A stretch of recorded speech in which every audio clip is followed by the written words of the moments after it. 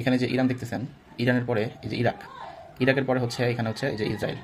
তো ইরান যখন কোনো একটা মিসাইল লঞ্চ করে তখন ইরাকের আকাশসীমা ব্যবহার করার পর সেটি ইসরায়েলে যায়।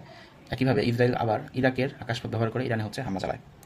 তো ইরান আবার সম্প্রতি হরমুজ প্রণালী বন্ধ করার ঘোষণা দিছে আর কি, মানে দেওয়ার থ্রেট করছে আর কি।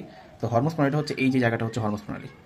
তো পৃথিবীর প্রায় 30-40% ফুয়েল দেখেন এই জায়গাটা দেখেন, এখান থেকে হচ্ছে পাস হয়। অর্থাৎ হরমুজ প্রণালী হচ্ছে এই জায়গাটা, এই সৌদি আরব থেকে শুরু করে মিডিল ইস্টের যেই কান্ট্রিগুলোতে তেল থাকে আর কি, এই তেলগুলো হচ্ছে এই হরমুজ প্রণালী দিয়ে হচ্ছে ওয়ার্ল্ডে সাপ্লাই হয় প্রায় 30-40%। তো এই হরমুজ প্রণালী যদি বন্ধ করে দেয় তাহলে হচ্ছে বিশ্বতে তেলের একটা সংকট ক্রিয়েট হবে। তো ইরান এটা থ্রেট করে যে আমরা হরমুজ প্রণালী বন্ধ করে দেবো।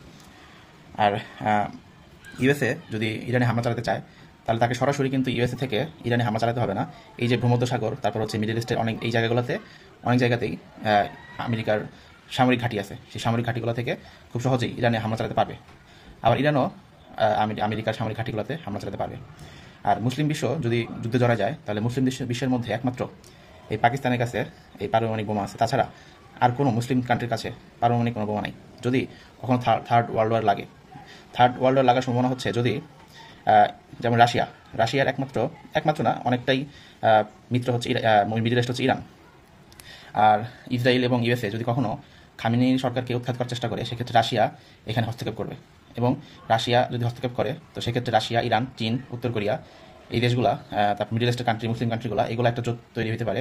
এবং ইসরায়েল, ভারত আর হচ্ছে ন্যাটোর যে দেশগুলো রয়েছে, ন্যাটো হচ্ছে আপনার এই যে ইউরোপের যে দেশগুলো, আর আমেরিকা, এগুলো হচ্ছে ন্যাটোর দেশ। এই ন্যাটোর দেশগুলা আর হচ্ছে ন্যাটো, ভারত, ইসরায়েল আর হচ্ছে রাশিয়া, ইরান, চীন আর মিডল ইস্টের মুসলিম কান্ট্রিগুলো, পাকিস্তান, এই কান্ট্রিগুলো যদি দুই পক্ষ হয়ে যুদ্ধ হলে একটা তৃতীয় বিশ্বযুদ্ধ হওয়ার সম্ভাবনা আছে। বর্তমানে 9টা কান্ট্রিতে পারমাণবিক বোমা আছে।